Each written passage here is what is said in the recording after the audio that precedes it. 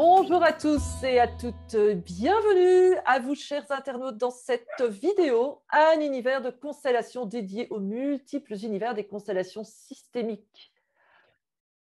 Aujourd'hui, je suis très heureuse et très honorée d'accueillir Nathalie Bentolila pour cette nouvelle interview. Bonjour Nathalie. Bonjour Ariane, merci de m'avoir invitée. Je suis vraiment très contente de te présenter à ma communauté. Alors, avant d'entrer dans l'histoire de ton parcours professionnel, j'aimerais également accueillir ceux et celles qui t'ont précédé. Comme tu le sais, les constellations familiales nous invitent à honorer nos ancêtres. Aussi, quel ancêtre aimerais-tu nous présenter, avec qui tu te sens en lien? Raconte-nous. Mhm.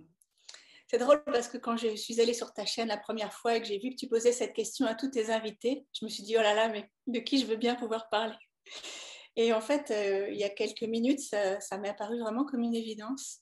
Euh, J'avais une grand-mère paternelle qui a compté beaucoup pour moi et à deux titres. D'abord, c'est vraiment elle qui m'a facilité l'accès à la vie artistique. C'est elle qui m'emmenait à la danse classique quand j'étais enfant.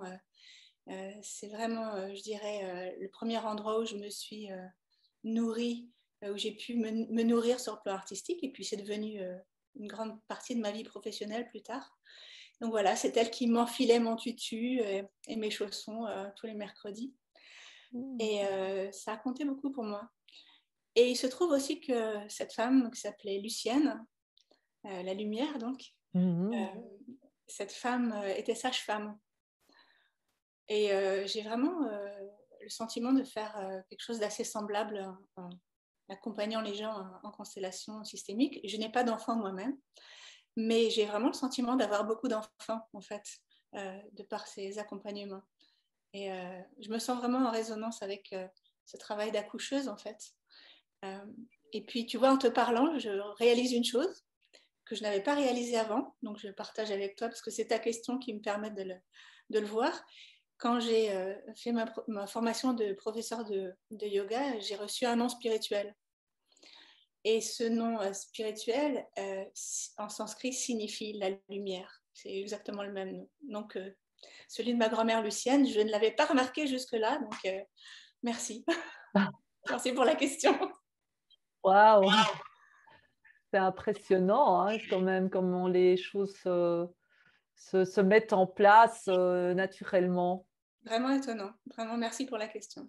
Ben oui, hein, comme tu le sais, c'est important hein, de pouvoir avoir nos ancêtres dans le dos et nous sentir soutenus. Et Mhm. parfois, c'est pas toujours directement nos parents, mais ça peut être ben, une grand-mère, un grand-père. Et Mhm. c'est vrai que ça nous donne aussi des racines. Oui. Et grand-mère ont été très importantes pour moi. Hmm, Mhm. magnifique. Alors, Nathalie, ton parcours d'artiste est extrêmement riche. Je vois que pendant 30 ans, tu as mené une carrière d'actrice, de chanteuse, de danseuse de tango. Et tu as cofondé 2 compagnies théâtrales et accompagné la carrière de près de 700 artistes du spectacle. C'est une bosseuse, on peut dire. Hein. Oui, on peut dire ce mot-là, oui. Waouh! Alors aujourd'hui, ta pratique artistique s'est recentrée sur la musique classique indienne, qui fait le lien pour toi entre création, démarche d'éveil de la conscience. Et tu as toujours été en recherche de sens, de spiritualité, ce qui t'a amené notamment à traduire des livres de maîtres soufis et à te former comme professeur de yoga. Mhm. Tu enseignes la méditation et les mantras. Et depuis 15 ans maintenant, tu es aussi, et c'est le pourquoi d'ailleurs de cette interview, tu es facilitatrice en constellation systémique. Alors, peux-tu nous dire comment ce parcours atypique a pu t'amener au monde des constellations? Bien sûr, oui, oui, tout à fait. Euh, j'ai commencé ma carrière d'actrice à 14 ans. Euh, j'ai découvert le théâtre au lycée et puis je me suis liée d'amitié avec une femme qui s'appelle Ruth Handlon, qui était à une époque la coach vocale de la Royal Shakespeare Company à Stratford, et qui, par un pur miracle, enseignait le théâtre dans le lycée de banlieue où j'étudiais, en anglais. Donc, j'ai fait mes premiers pas dans le théâtre en anglais avec cette femme qui est devenue une espèce de deuxième maman pour moi. Et à partir de là, j'ai été passionnée par le théâtre, vraiment passionnée. Et personne dans ma famille ne venait du théâtre. Donc, c'est vraiment elle qui m'a accouchée, si on peut dire, en tant qu'actrice. Et en tant qu'actrice, j'ai été confrontée à une question permanente. C'était la question de la perception subtile, et c'était la question des paradoxes. À chaque fois qu'il fallait entrer dans un nouveau rôle, il fallait comprendre un être qui n'est pas nous. Un peu comme on essaierait de comprendre un proche ou un patient. Hein. Qui est ce personnage, en fait? Et j'étais toujours intriguée et intéressée par le fait que les personnages les plus passionnants sont tissés de paradoxes. Ils ne sont jamais d'un seul tenant, comme les êtres humains d'ailleurs. Et donc, je m'interrogeais sur la meilleure façon d'incarner en fait ces rôles et de rendre aux personnages toute leur richesse et leurs paradoxes. Et puis pendant 10 ans, j'ai vécu avec un auteur de théâtre, auteur metteur en scène, qui s'appelle Enrique Morales, un Argentin. Et bon, ceux qui ont vécu avec des auteurs ou qui en fréquentent connaissent la question, j'allais dire connaissent le problème en fait, connaissent la situation. C'est qu'un auteur, c'est obsédé par l'écriture. Et ça ne pense qu'à ça, et ça ne vit que par ça. Et donc, entre un auteur et une actrice, forcément, il y a la discussion privilégiée à la maison, au petit déjeuner, au déjeuner et au dîner, c'est les personnages. En d'autres mots, c'est l'humain. C'est comprendre les ressorts, en fait, de la psyché. Et donc ça, c'était, on va dire, mon intérêt initial pour la profondeur de notre humanité. C'était par mon métier d'actrice. Et puis, un jour qui a été important à mes yeux, mais je ne l'ai pas su tout de suite. À l'époque, je regardais la télé et je vois ce jour-là un programme sur la médecine tibétaine. Et donc, c'était un documentaire. Et dans ce documentaire, on voyait un vieux médecin accompagné de son jeune assistant se rendre une fois par an dans les montagnes tibétaines, à cheval, dans des endroits où il n'y a rien. Tu peux imaginer la montagne déserte, une grande pauvreté aussi, et donc des personnes qui ne voient le médecin qu'une fois par an.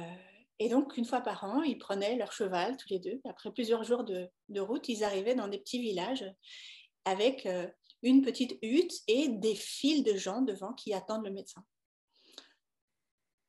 Alors, le réalisateur filmait les consultations et puis interviewait les patients à leur sortie du dispensaire. Enfin, un dispensaire. C'était une pièce vide, hein, il n'y avait rien. Une table, une chaise. Hein. Pas de radio, pas d'IRM, rien de tout ce qu'on connaît. Juste un médecin à main nue, j'ai envie de dire. Un médecin à main nue.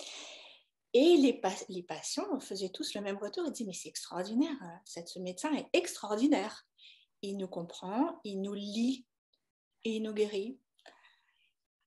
Alors le réalisateur va interviewer le médecin, il lui pose la question, il dit, mais voilà, tout le monde dit la même chose de vous, vous semblez être exceptionnellement clairvoyant, et est-ce que vous pouvez m'expliquer, alors que vous n'avez aucun appareil d'imagerie médicale et que vous n'utilisez que vos mains, est-ce que vous pouvez m'expliquer comment vous faites un diagnostic aussi certain, aussi juste?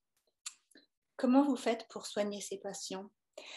Et là, le médecin tibétain, comme souvent les Tibétains, se met à rire, comme si la question était totalement déplacée. Et il dit, mais c'est très simple, je me mets à leur place. Oh, waouh! Alors, cette phrase qui a l'air tellement simple qu'elle semble ne revêtir aucune vérité profonde, en fait, cette phrase m'a trotté dans la tête. Et je me suis dit, mais qu'est-ce qu'il a bien pu vouloir dire, en fait? Et qu'est-ce qui se passerait si je faisais exactement ce qu'il dit? C'est-à-dire, on a tous un jour ou l'autre dit à quelqu'un, vas-y, mets-toi à ma place. En général, on l'a dit à quelqu'un qui ne nous comprenait pas. Vas-y, mets-toi à ma place. Mais est-ce qu'on l'a jamais vraiment fait, de se mettre à la place de quelqu'un?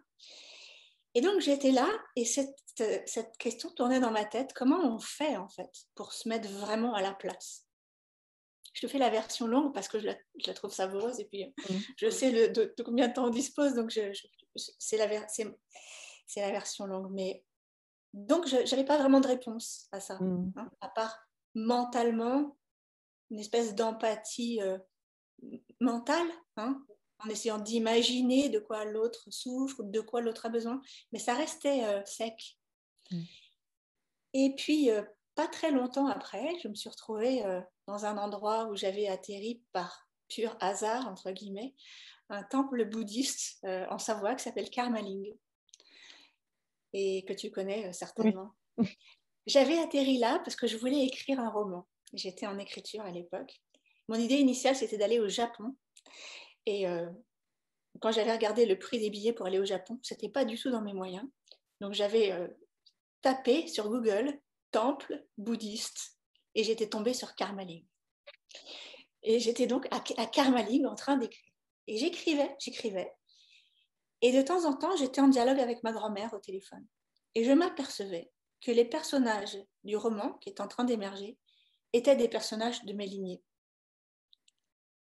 Et j'interviewais ma grand-mère au téléphone et elle me confirmait ces données. J'étais stupéfaite. Des gens que je n'avais jamais connus. Alors un soir, tout émoustillé, on prenait nos repas à une table commune, tout émoustillé, je parle à ma voisine que je ne connaissais ni d'elle ni d'Adam. Je lui dis, tu sais quoi, je suis en train d'écrire un roman et les personnages, on dirait bien qu'ils existent et que c'est des ancêtres à moi. Elle me dit, oh, mais tu connais pas les constellations familiales? Je dis quoi? J'ai dit, non, c'est quoi?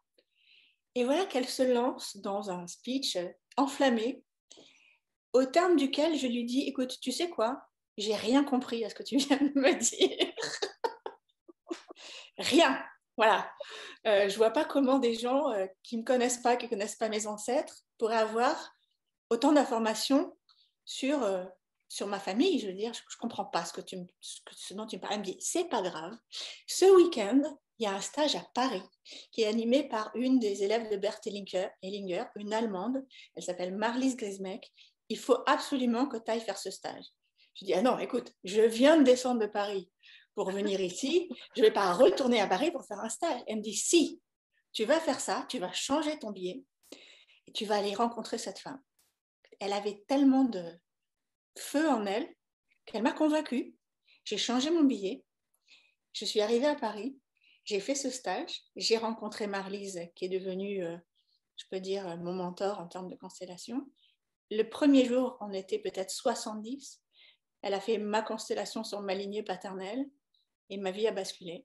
J'ai rencontré ma lignée paternelle pour la première fois et à partir de là, tout a changé. Donc, le lien pour moi, on va dire le fil rouge, ça a été depuis mon métier d'actrice jusqu'à mon intérêt pour la médecine qui est là depuis l'enfance et que j'ai donné forme depuis le début du confinement en commençant des études de médecine tibétaine.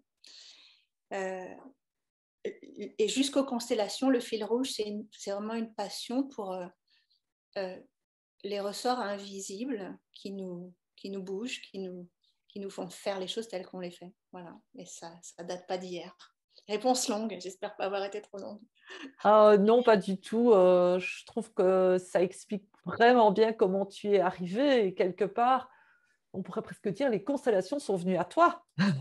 Elles sont venues à moi et pour tout te dire, pendant de nombreuses années, j'ai fait des constellations d'œuvres d'art. C'est-à-dire, je n'ai fait pendant des années consteller que des artistes sur leurs œuvres. Parce qu'un jour, tout à fait fortuitement, j'ai découvert une chose qui a fait un peu plus basculer ma vision de la réalité. Un auteur vient vers moi avec une pièce en cours d'écriture, une pièce de théâtre.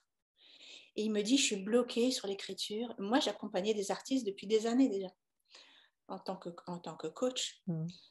Et il me dit, je suis bloquée sur cette pièce. Et je me dis, on va faire une tentative.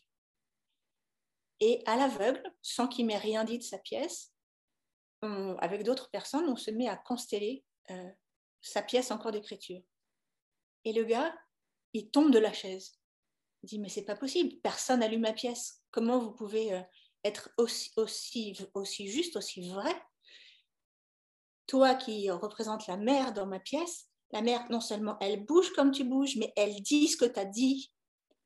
La fille, elle fait ce que tu fais. Comment c'est possible? Personne n'a lu ma pièce. Alors évidemment, je tombe de la chaise avec lui, parce que ça veut dire, je réalise à ce moment-là, mais j'ai mis du temps à prendre la pleine mesure en fait de ce que ça voulait dire. Ça veut dire que ce que nous appelons des fictions ne sont pas plus des fictions que nous, et que les personnages, parce qu'ils ont été nourris par un auteur qui les a pensés, qui en a rêvé, qui en a parlé, ils ont pris corps et ils sont des êtres à part entière. Et je l'ai vérifié des centaines et des centaines de fois dans les 15 ans qui ont suivi, faisant consteller des centaines de pièces de théâtre, de romans, d'œuvres de cinéma. Ce que nous appelons des personnages de fiction ne sont pas plus fictionnels que nous. Alors, qui est la fiction de qui? C'est ça la question que je me suis posée. Moi, l'auteur, je crée un personnage et je dis c'est une fiction. Ça veut dire c'est pas vraiment vrai, c'est une fiction. Mais alors, moi, je suis le personnage de qui? Voilà. Excellent, excellent. Ça m'a tourné dans les tuyaux pendant un moment. Oui, ça remet tout en perspective et ça remet, ça nous invite à nous questionner là où nous nous tenons dans notre vie. Complètement. Et puis, ça rejoint aussi des visions du monde qui sont pas, alors qui sont un peu loin de notre vision occidentale du XXIe siècle. Mais par exemple, quand tu regardes la tradition tibétaine, qu'est-ce qu'on nous dit? On nous dit finalement que la vie est un rêve, et que les rêves nocturnes, les rêves ont la même texture que notre vie diurne et qu'en fait, elles sont faites de la même matière. C'est exactement ce que disait Shakespeare. Hein. Oui. Notre vie est faite de la texture des rêves. Donc voilà, ça, pour moi, ça a complètement, les constellations ont changé, complètement changé mon paradigme de ce qu'est la réalité. Mais j'ai mis du temps à mesurer l'ampleur et la profondeur des conséquences, en fait. Ça m'a pris des années, en fait. Oui, et c'est pas fini, je crois. Non, c'est pas fini.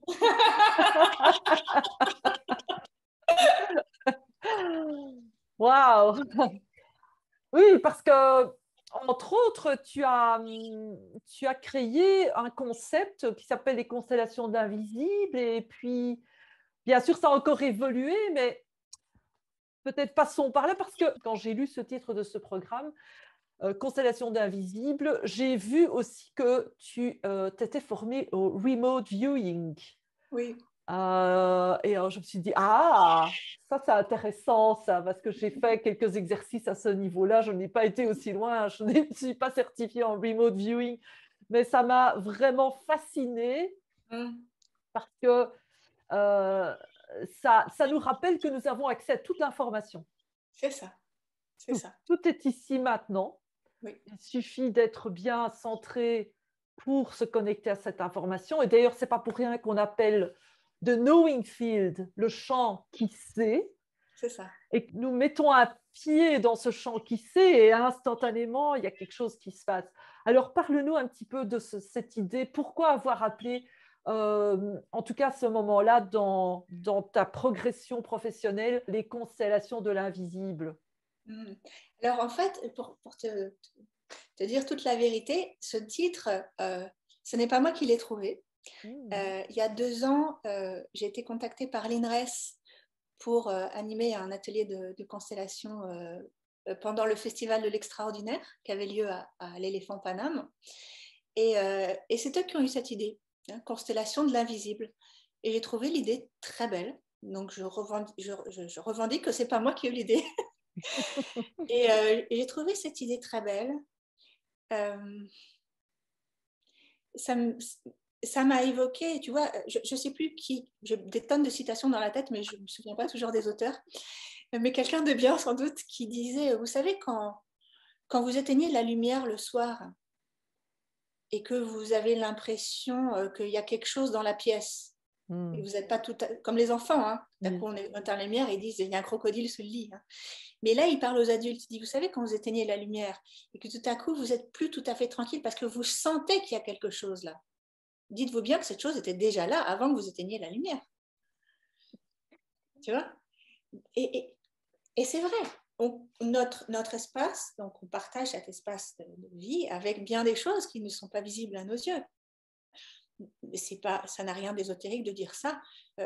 Tout n'étant que vibration, pour certaines, on a les récepteurs pour accéder à l'information et pour d'autres, non. Par exemple, on ne peut pas, avec nos yeux, voir les ultraviolets.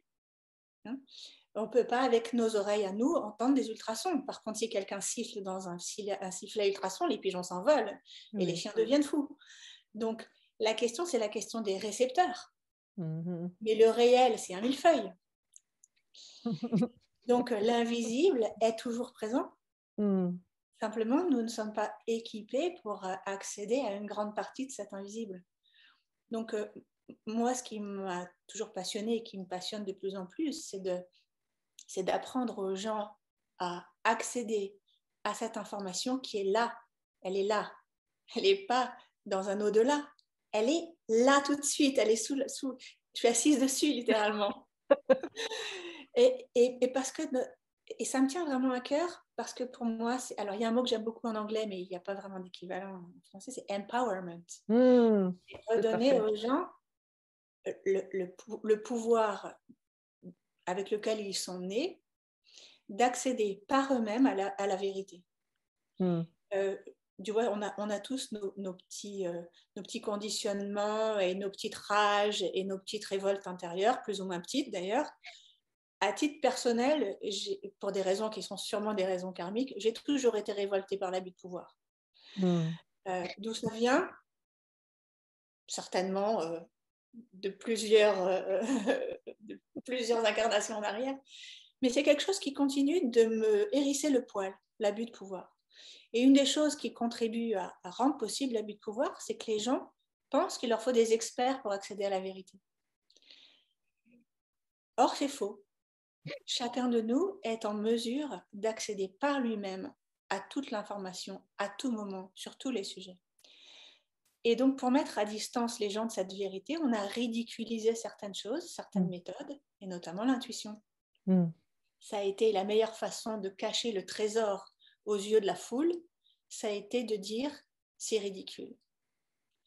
Et donc, maintenant, je le rencontre régulièrement dans mes stages où il y a beaucoup de femmes, on ne va pas se mentir, hein, les femmes sont à la pointe de cette recherche. Je suis ravie quand il y a des hommes parce qu'ils sont minoritaires, donc je suis tout le temps en train de chercher des façons d'attirer les hommes. Et donc, j'ai entendu bien plus d'une fois des femmes décrire la difficulté qu'elles avaient à faire confiance à leur intuition simplement parce qu'elles ont grandi et évolué dans des milieux qui ont ridiculisé leur perception. Et c'est grave. Pour moi, c'est grave. Oui. Voilà. Pour te faire un parallèle, la méthode de remote viewing que tu évoquais tout à l'heure, qui est donc un protocole bien moins intuitif que les constellations familiales. Hein. C'est un protocole très rigoureux qui demande beaucoup de temps d'apprentissage. On ne rentre pas dedans avec la même spontanéité qu'avec les constellations. Donc, c'est un protocole de vision à distance qui a été élaboré par l'armée américaine il y a de nombreuses années pour des raisons d'espionnage au départ. Les Américains se sont rendus compte que les Russes avaient un programme d'espionnage psychique, hein, c'est comme ça que ça s'appelait, hein, Psychic Spy, espion psychique. Ça sonne bien. Ils se sont dit, c'est pas possible, les Russes ont ce programme-là, il nous en faut un aussi. Donc, ils ont investi des millions de dollars pour former une élite, hein, des agents d'une unité secrète, à développer leur faculté psychique pour apprendre à voir des informations distantes dans le temps et l'espace. Ce programme était secret, mais financé par l'argent public. Il fonctionnait très bien. Il donnait de très bons résultats. Et puis, à un moment donné, des informations ont fuité.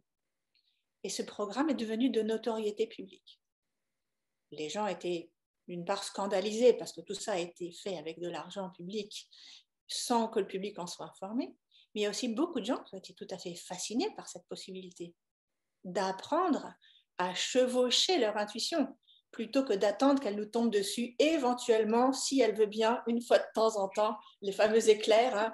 Ah, tout à coup, j'ai une intuition. Non, il y a une méthode, on peut l'apprendre, on peut s'y former, on peut monter en puissance, on peut s'en servir dans notre vie quotidienne, on peut résoudre des problèmes avec, etc. etc. Créatif grâce à ça, etc.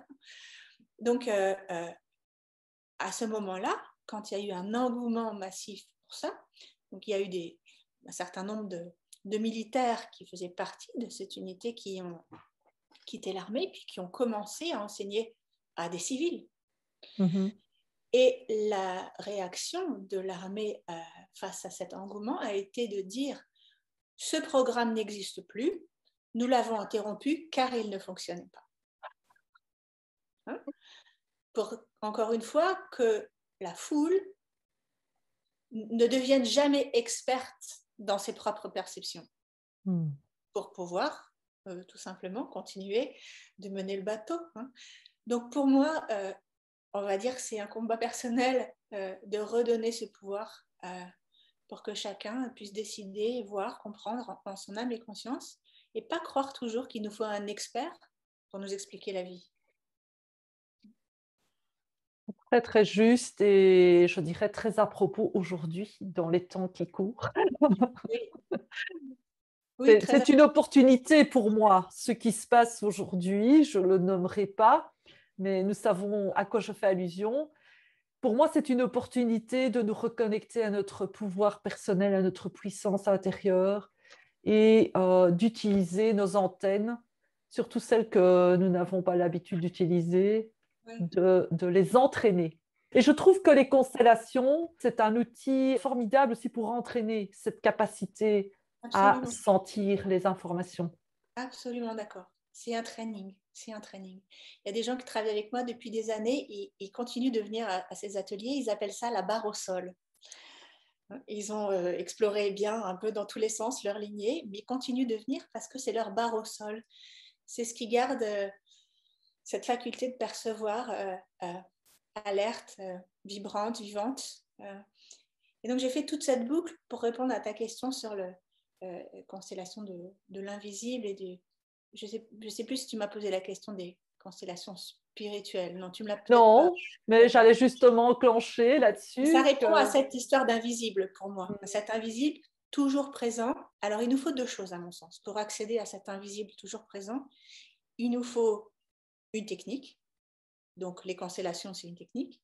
Le remote viewing, c'est une autre technique. Et puis il y a d'autres techniques. Il nous faut bien nous connaître, c'est-à-dire pour pouvoir faire la part entre nos perceptions objectives et nos projections et nos peurs. Donc évidemment, je dirais que pour devenir un bon intuitif, un bon perceptif, un bon constellateur, il faut connaître ses conditionnements personnels au mieux pour faire la part des choses. Oui. Et puis, mais fondamentalement, il nous faut accepter que c'est possible. Parce que c'est ça l'obstacle majeur. À chaque fois que je vais animer des stages dans des endroits où je me retrouve confrontée à des personnes qui ont été plutôt éduquées à entraîner, à surutiliser leur hémisphère cérébral gauche, je vois bien que leur problème majeur, c'est de croire dans cette beauté. C'est de croire dans leur pouvoir. Donc je passe, on va dire, 3/4 du temps à les convaincre qu'ils sont puissants. Ah, oui. Il faut arrêter de croire le contraire. Je vais te prendre au mot. Tu as dit que tu passes du temps à les convaincre, mais est-ce que tu les convaincs ou est-ce que tu leur fais vivre des expériences? Je les convainc, on leur fait vivre des expériences. Et tu sais comment je fais? Non. Je fais tout à l'aveugle. Je fais faire toutes leurs constellations à l'aveugle. Voilà, j'ai des papiers dans mes poches. Par exemple, je fais un binôme. Et puis, il y a un A, il y a un B. Puis, dans mes poches, il y a écrit ce que A et ce qui est B. C'est des constellations sur quoi ils ont du feedback. Mais ils ne savent pas sur quoi ils constellent. Donc, ils n'ont rien à donner à manger à leur mental. Ils vont consteller sans savoir sur quoi. Ils vont faire remonter des poissons dans leur filet, mais ils n'auraient jamais pu imaginer que la pêche pouvait être aussi bonne. Ils vont débriefer, donc il y a des témoins de la qualité de leur ressenti. Et quand on a bien fait remonter tous les poissons, alors je sors mes papiers. Et là, tout le monde tombe de la chaise. Ils disent oh, c'est moi qui ai vu tout ça, c'est moi qui ai perçu tout ça. Ah oui. Ah oui, et là, tu ne peux pas avoir de doute parce que tu ne savais pas ce que tu étais en train de faire. Tu ne peux pas dire que c'est ton mental qui a fait des liens. Tu ne peux pas dire que tu as fait des inductions, des déductions. Tu as juste du talent et tu ne le sais pas encore. Puissant, vraiment puissant. Effectivement, les constellations en aveugle, c'est l'outil par excellence pour les personnes qui sont trop dans la tête, qui sont trop dans les projections ou qui attendent trop aussi de la constellation. Parce que c'est aussi quelque chose qui peut arriver, c'est que, comme je ne sais pas si je le disais ici dans l'interview, mais il y a beaucoup de personnes qui pensent que c'est magique et qui peuvent nous donner en tant que facilitatrice des pouvoirs que d'autres personnes n'ont pas. Et maintenant, nous le savons, autant toi que moi, que nous n'avons pas des pouvoirs supérieurs, nous avons juste de l'entraînement. Tout est là, présent, et il n'y a aucune magie. C'est simplement, ou alors la vie est magie. Et... Moi, je taperais 2. Voilà, option 2 pour moi. Option 2, voilà, est magie. Mais tu vois, la vie est magique et il y a quelque chose de très étonnant. Les gens sont très attirés par cette magie et c'est pour ça qu'ils vont au cinéma voir des films du style Harry Potter, des films comme Inception. En fait, si tu regardes bien, les scénaristes d'Hollywood sont des gens hyper renseignés. Quand tu regardes un film comme Inception, par exemple, impressionnant. Qui, en fait, derrière Inception, il y a une technique qu'on connaît bien dans le bouddhisme tibétain qui s'appelle le yoga du rêve, qui est un entraînement à se réveiller dans le rêve. Donc, on va dire certains, il y a 2 niveaux. Le rêve lucide, plein de gens en ont entendu parler. On s'entraîne à devenir conscient qu'on rêve au moment même où on rêve pour pouvoir transformer le contenu du rêve. Plein de gens font ça, ça s'apprend. Ce que les gens ne savent pas forcément, c'est qu'à la racine de ça, il y a une technique bien plus profonde qui consiste à apprendre à mourir, c'est-à-dire apprendre à mourir en conscience. Et ça appartient à la tradition du bouddhisme tibétain. Mais bon, disons rêve lucide. Les gens qui ont écrit Inception, qui décrivent ces personnes qui s'endorment et qui se réveillent dans une nouvelle réalité, alors que leur corps dort toujours dans une certaine pièce, ils s'éveillent dans une nouvelle dimension dans laquelle ils agissent. Ils peuvent même, dans cette nouvelle dimension, se rendormir pour se réveiller encore dans une autre dimension. Les gars qui écrivent ça, ils sont hyper briefés. Ils connaissent ces sujets sur le bout des doigts. Mais qu'est-ce qui se passe? Les spectateurs vont voir un film comme ça, ils sont fascinés. Il y a une magie. Mais pour eux, pour les spectateurs, pour la masse des gens qui va au cinéma voir des films avec des composantes magiques, cette magie est la magie des films. C'est pas la magie de la vie. Tu vois ce que je veux dire? Ils vont au cinéma pour toucher du doigt cette magie, mais pour eux, cette magie contenait au film, à la fiction, au domaine de la fiction. Alors que cette magie, elle est dans nos vies. C'est ça qui est dingue. On va au cinéma pour avoir de la magie. Oui. Mais elle est là, la magie. Elle est là aujourd'hui, ici et maintenant, en nous, autour de nous. Absolument. Elle est là. Elle est là. Donc, oui, peut-être qu'on vit dans une époque qui n'est plus très ami-ami avec la magie.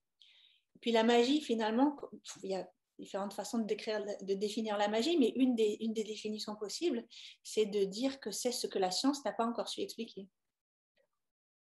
Oui, et c'est un petit peu ce qui se passe avec ces constellations, justement. Combien de fois on m'a posé des questions, est-ce qu'on peut expliquer ça scientifiquement?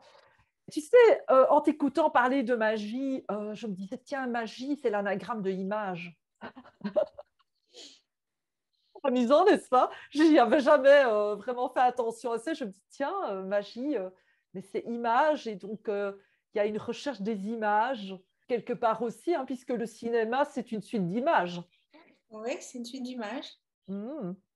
Mais ce que tu dis là, ça me renvoie un peu à ce qu'on disait tout à l'heure. Image, c'est la même racine qu'imaginer. Mhm.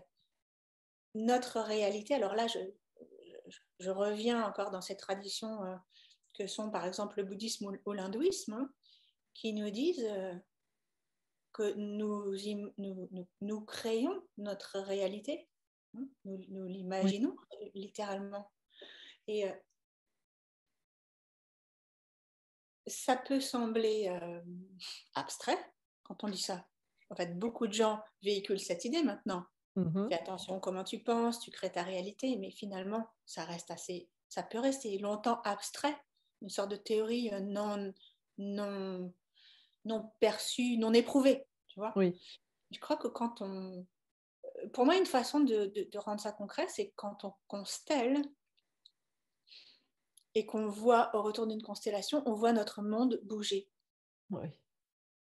C'est-à-dire après un week-end de constellation où on a finalement revu la façon dont on imagine notre monde, dont on le perçoit, dont on le solidifie, dont on le fossilise des fois.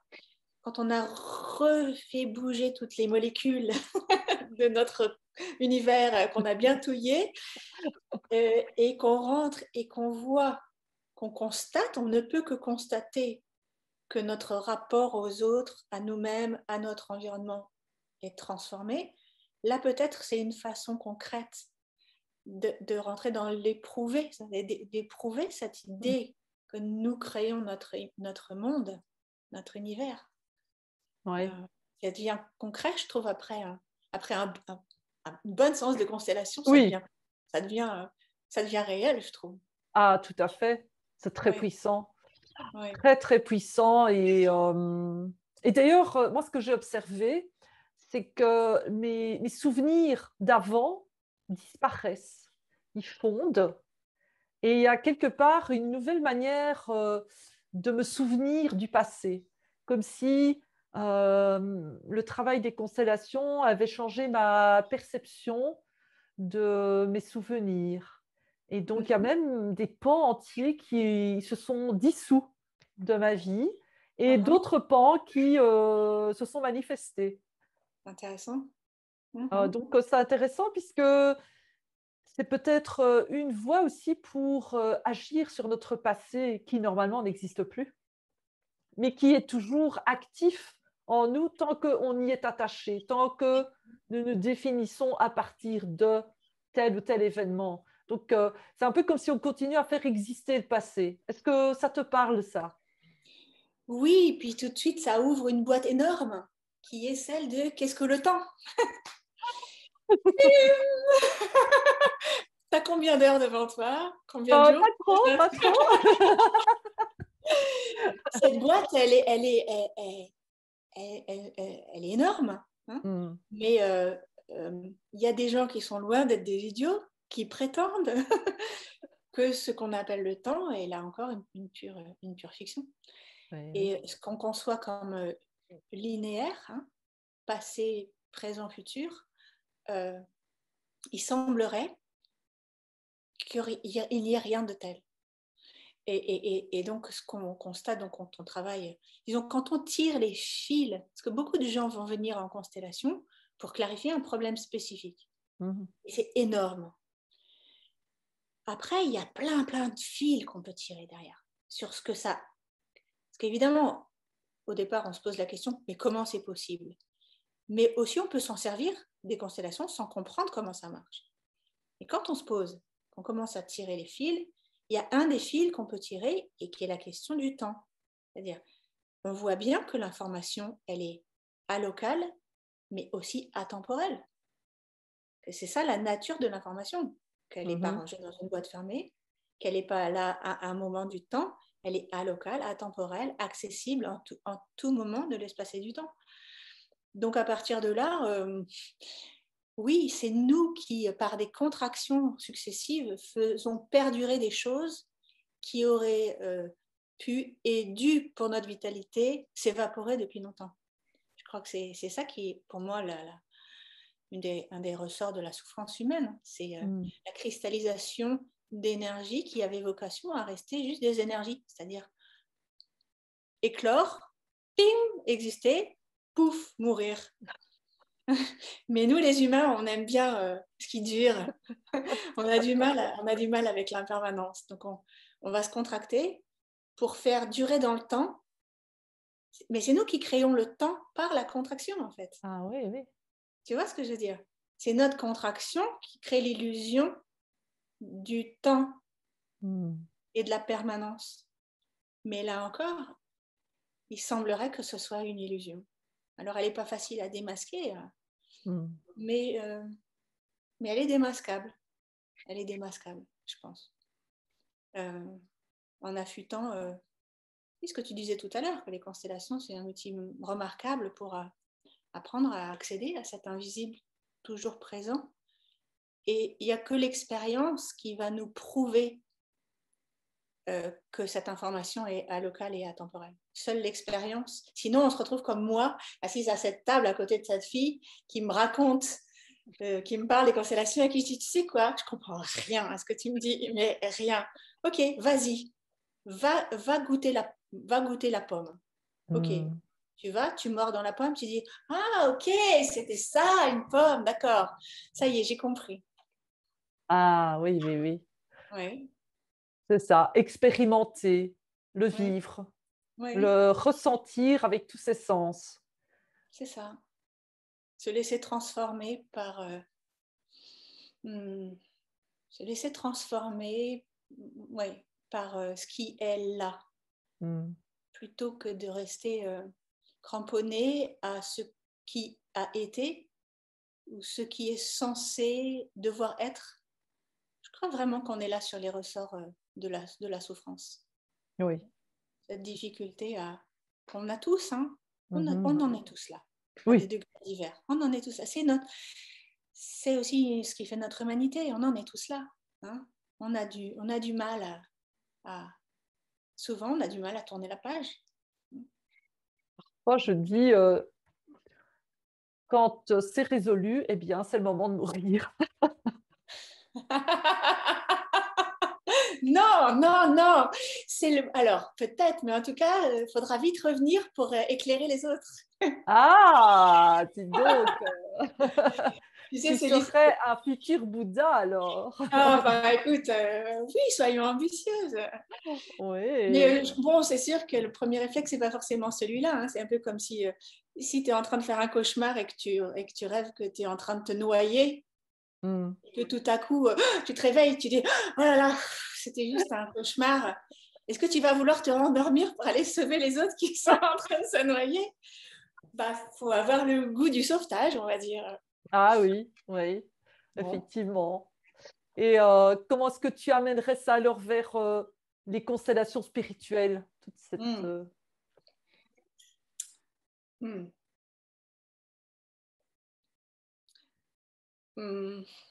Bon, tu vois, je pense que c'est assez clair que j'ai fouiné dans différentes traditions pour répondre à ma quête de sens. Et donc, j'ai été fouiner assez loin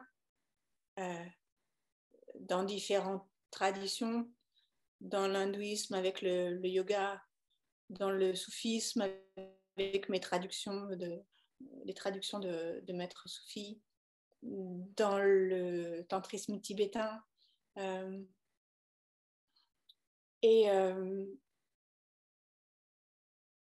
Donc, dans ces traditions, je vais juste parler de la tradition tantrique tibétaine parce que c'est celle qui va le mieux répondre à ta question. Tu vois, derrière moi, il y a une tenture qui représente une divinité tantrique qui s'appelle Vajravarahi. Et je ne sais pas si on voit à l'écran, mais Si. elle foule au pied un cadavre. Oui. Un corps. Donc ce corps, c'est notre ego. C'est notre fausse personnalité.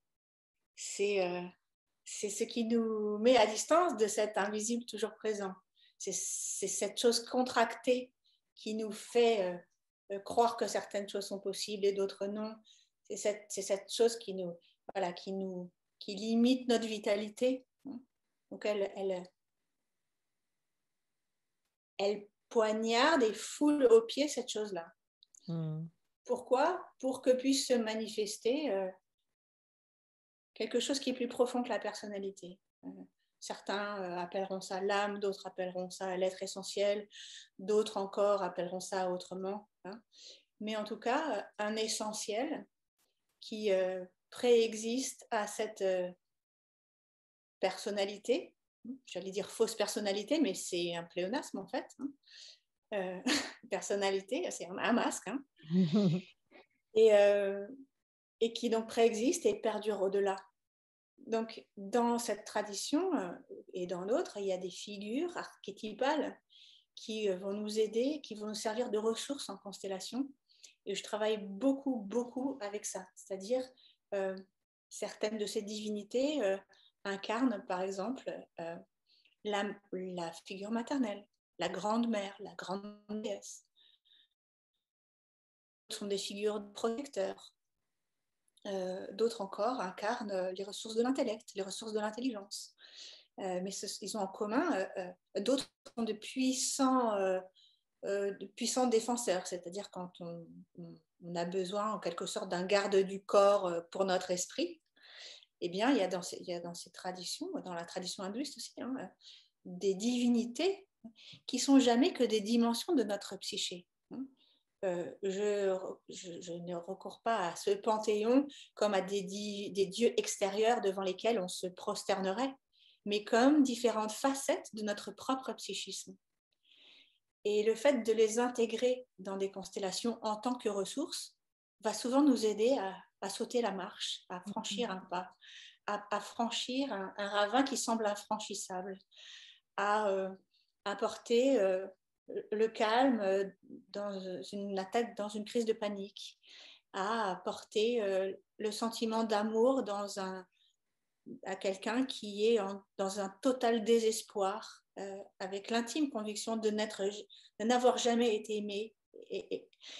Et donc ces ressources spirituelles, archétypales, donc à travers des divinités, nous aident à aller au-delà de au-delà de l'endroit où on peut aller avec juste nos ressources humaines. J'utilise aussi dans les constellations spirituelles des ressources qui sont des saints, par exemple. Des personnes qui... alors des saints, il y en a dans toutes les traditions. Il y en a dans la tradition chrétienne, il y en a chez les musulmans, il y en a chez les hindous, il y en a chez les tibétains, il y en a partout. On ne croise pas forcément tous les jours en allant faire ses courses. Mais en tout cas, des êtres, on pourrait appeler ça des êtres réalisés. Et donc, le vécu de ces êtres n'est pas sur notre palette de ressentis. C'est-à-dire que nous autres, les gens normaux, normaux entre guillemets, c'est-à-dire la masse, nous sommes la masse des gens qui galèrent au quotidien avec leur mental, avec leur biographie, avec leurs parents, c'est nous, voilà, on est tous là. Et donc, sur notre palette de ressentis intérieurs, on a des sentiments, des émotions, des croyances, mais il y a des choses qu'on n'a pas sur notre palette. Et notamment, on n'a pas le ressenti, le rapport au monde d'un saint. On n'a pas. Par contre, si on constelle à la place d'un saint ou avec un saint, alors, tout à coup, on télécharge tout. J'adore. Et donc, on fait l'expérience du monde, une expérience du monde qui est radicalement différente de celle qu'on fait dans notre quotidien. Et donc, on va s'appuyer sur des ressources spirituelles, c'est-à-dire des grands initiés, des maîtres, des divinités, des archétypes, pour télécharger des données dans notre matrice auxquelles on ne peut pas accéder autrement qu'en nous quittant nous-mêmes le temps d'une constellation, c'est-à-dire en arrêtant d'être qui on est Sincèrement, c'est ça qui nous pose problème. C'est qu'on croit qu'on est qui on est. Voilà. Non, mais si on veut le dire Ah, d'une façon mais je suis rigolote, tout à fait d'accord. Oui. c'est qu'on y croit et on existe à travers cette idée-là. Que voilà, je suis Nathalie Bentolila, j'ai eu telle enfance, mes parents sont comme ci, comme ça, je souffre de ci, de ça. Mais puisque quand on constelle, on est capable d'être instantanément quelqu'un d'autre, pourquoi? C'est une question c'est légitime, cette question-là. Pourquoi toi, moi et n'importe qui peut, dans une constellation, devenir tout le monde, qui il veut, n'importe qui? Pourquoi c'est possible? C'est parce qu'en essence, on n'est personne.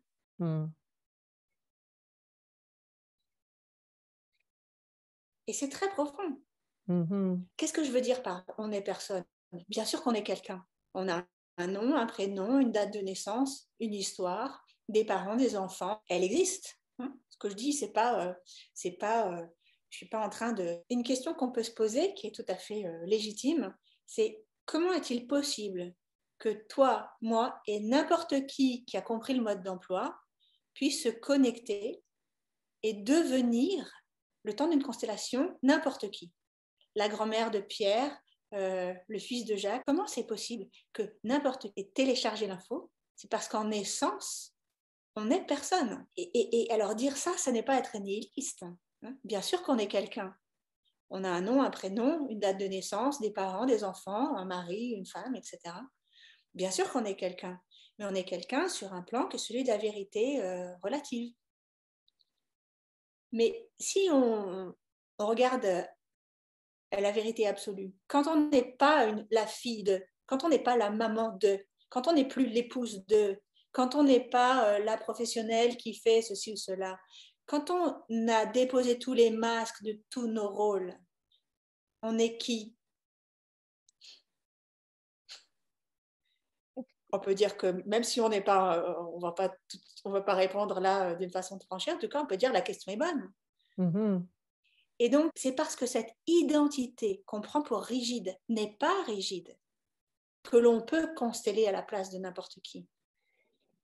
Si notre identité avait une réalité solide, rigide, on ne pourrait pas devenir quelqu'un le temps d'une constellation. Cette solidité nous en empêcherait. Si je suis Nathalie, je ne peux pas dans une constellation devenir ta grand-mère. Je suis Nathalie, que ce soit bien clair. Je suis Nathalie et seulement Nathalie. Mais ce n'est pas comme ça que les choses se passent.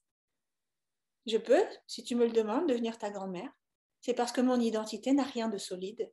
C'est mon mental qui la solidifie et qui s'y attache. Pourquoi? Parce qu'on a besoin de quelque chose de solide pour vivre, nous les humains. On ne peut pas vivre dans l'espace qui est représenté derrière toi. On ne peut pas. Il nous faut des limites.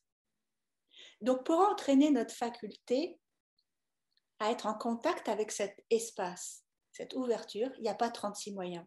Il y a essentiellement une façon, et c'est la méditation. La méditation, le mot tibétain pour dire méditation, c'est gom. Et gom, ça veut dire quoi? Ça veut dire s'habituer à. Et s'habituer à quoi? S'habituer à l'espace ouvert. S'habituer à l'absence de contraction. La contraction du soi sur lui-même. La contraction qui fait perdurer ce qu'on appelle moi, ma personnalité, et évidemment aussi mes problèmes, ma généalogie, ma biographie, etc. Donc quand on apprend à méditer, qui pour moi est une faculté très complémentaire des constellations, et que je fais pratiquer aussi à mes constellateurs pour qu'ils arrivent de plus en plus facilement à se quitter eux-mêmes, eh bien, on s'habitue à cet espace ouvert. Et cet espace ouvert est l'espace dans lequel il y a toutes les réponses, toutes les informations, toutes les données sont dans cet espace ouvert. Donc voilà, pour moi, c'était la réponse longue à ta question courte. Qu'est-ce que c'est les constellations spirituelles? Je pense que tu as dit vraiment l'essentiel et que je suis certaine que les personnes qui nous suivent sur cette vidéo sont en train de comprendre et de percevoir pas mal de choses. Et en tout cas d'avoir une idée claire sur ce que peut être les constellations spirituelles. Mais voilà, je pense que nous arrivons tout doucement à la fin de notre interview.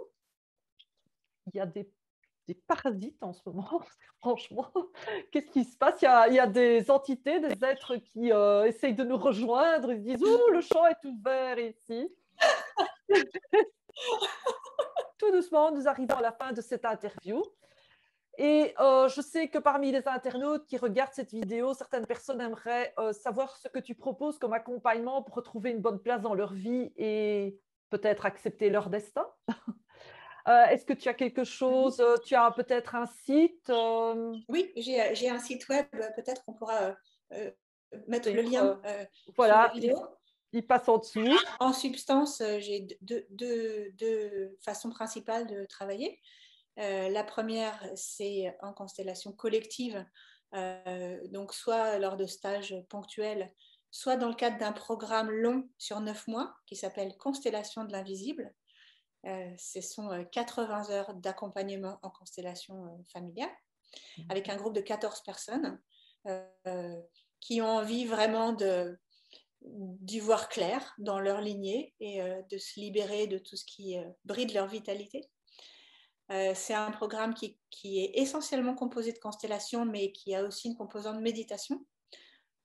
Et puis, d'autre part, je fais énormément de constellations individuelles, soit à mon cabinet à Paris, soit online aussi. Je fais voilà, avec des gens aux quatre coins du monde. Et sinon, depuis le début du confinement, c'est-à-dire depuis 1 an et demi, enfin, depuis que la crise du Covid a commencé, pratiquement tous les jours, depuis 1 an et demi, je dirige en ligne des sessions de méditation et de mantra pour offrir un cadre de pratique régulière aux personnes qui ont envie et besoin souvent de dompter, calmer ce mental qui fait du bruit avec la ressource des mantras qui permet d'entrer dans des états méditatifs assez rapidement, même quand on n'arrive pas à méditer.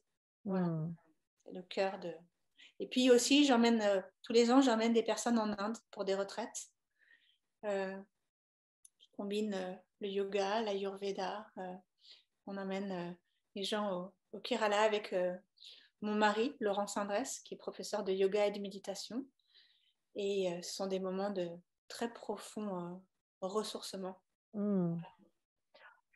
Eh bien, pour toutes les personnes qui sont intéressées par ce magnifique programme, vous pouvez voir ici en dessous passer le lien du site de Nathalie. Alors, eh bien, moi, je voudrais te remercier, Nathalie, d'avoir accepté de partager, tant aux fidèles de ma chaîne qu'aux nouveaux venus, une pratique systémique, douce, puissante, qui peut vraiment transformer la perception de notre place dans notre vie, et même de l'univers, hein, avec tout ce que tu nous as expliqué. Soyons fous. Et ce fut vraiment un grand plaisir de pouvoir te présenter dans cette série Un univers de constellations. Pour moi aussi, Oriane, je te remercie beaucoup. C'était vraiment une joie de te connaître. Et puis, comme je te le disais avant qu'on commence l'enregistrement, je trouve ta démarche vraiment extrêmement généreuse. Et j'ai passé du temps sur ta chaîne et j'ai aussi rencontré des gens tout à fait passionnants. Donc, merci pour cette initiative. Merci Nathalie. Alors, si vous avez aimé cette vidéo, merci de cliquer sur le petit pouce. Nous vous invitons également à vous abonner à notre chaîne, à activer la petite cloche ding ding pour être informé des nouveautés publiées et surtout, partagez ces vidéos avec vos amis. Ils vous en seront reconnaissants. Alors, nous vous disons au revoir et à bientôt pour d'autres manières de consteller. Au revoir Nathalie. Merci Oriane, à bientôt.